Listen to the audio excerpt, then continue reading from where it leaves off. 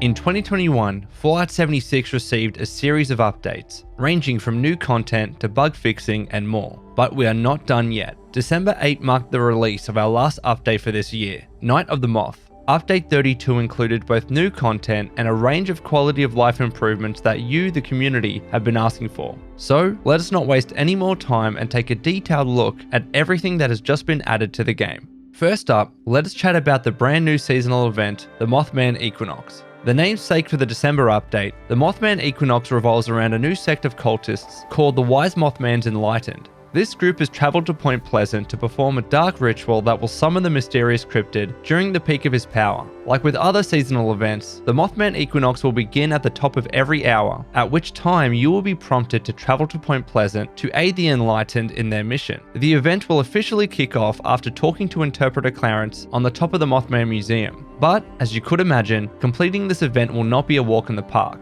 Not only will you need to complete the tasks of the ritual itself, but rival Mothman cultist groups will also gather and attempt to stop the Enlightened's plans, so you will need to fend them off simultaneously. Various timers will indicate when each task needs to be completed, and if you are able to do so successfully, you can head back to the roof of the Mothman Museum to summon the Wise Mothman and earn brand new plans themed around the cryptid himself. But that is not all. In between each ritual, you will be able to take down hostile cultist high priests across Appalachia in exchange for loot and a chance to earn rare item plans. But be careful here too. These high priests can bend the will of nearby creatures to attack you and further their own cause. Additionally, exploring Point Pleasant is something you also may want to do, as that will help you uncover the origins and lore of the Mothman's enlightened followers. The Mothman Equinox event is live now until December 21, so be sure to participate, get those new plans, and learn more about the Wise Mothman and the Enlightened. Second, let us talk about the improvements that we have made to public events. These improvements address three areas: the public event system itself, map descriptions for public events, and balance changes for specific public events.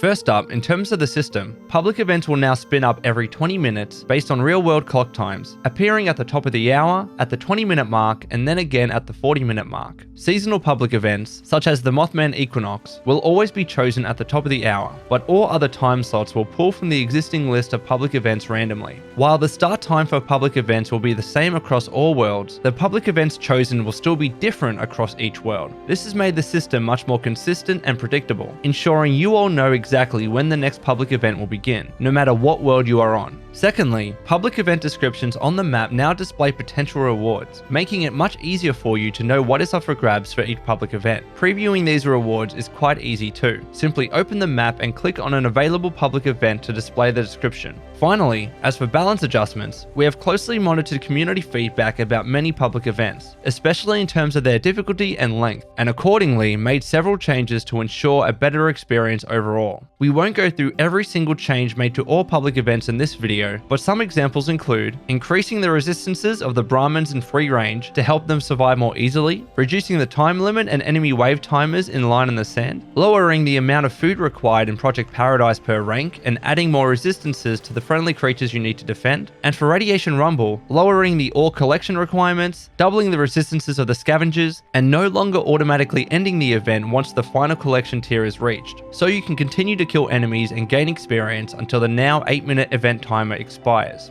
Next up, what a lot of you have no doubt been waiting for: quality of life improvements. This update introduced a range of new features to Fallout 76, which we are hoping help make your experience in Appalachia a little bit more enjoyable. Let us start with some improvements related to looting. Nearby corpse looting has now been added to the game, so that when viewing the inventory of a dead enemy and selecting the Nearby Corpses button, you will be able to see and obtain the loot of both the enemy in question and other creatures around you, making it much easier to loot all corpses at once. But what if you did not manage to get a hit on a legendary enemy before it died? Well, that is no longer a thing. Now, thanks to legendary loot sharing, if you are simply nearby when a legendary creature is killed, you will be able to loot it and grab any legendary drops. This also means that you do not need to stress about whether other players have gotten a hit on a legendary enemy before downing it yourself. Just shoot away. Moving on to other improvements we have made, Team XP sharing now makes teaming up even more beneficial in Appalachia. When you or any one of your teammates kills an enemy, every other nearby teammate will also be granted XP for that kill, making it much easier for you to earn experience and level up.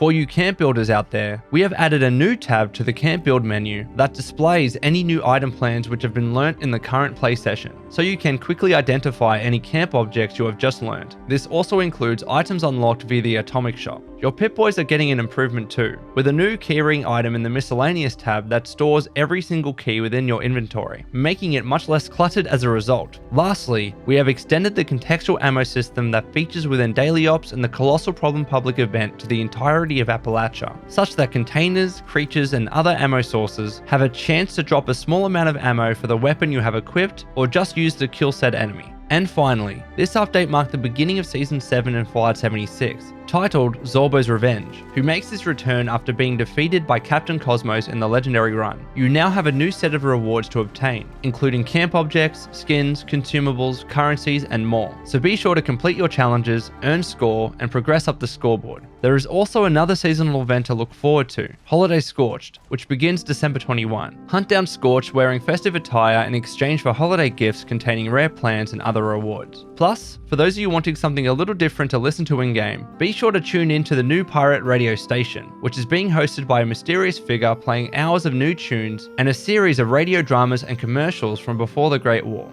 And that is it. We hope you enjoy the very last update to Fallout 76 in 2021. Be sure to let us know your thoughts in the comments below, and look out for even more exciting content in 2022. Until next time, ad Victoriam.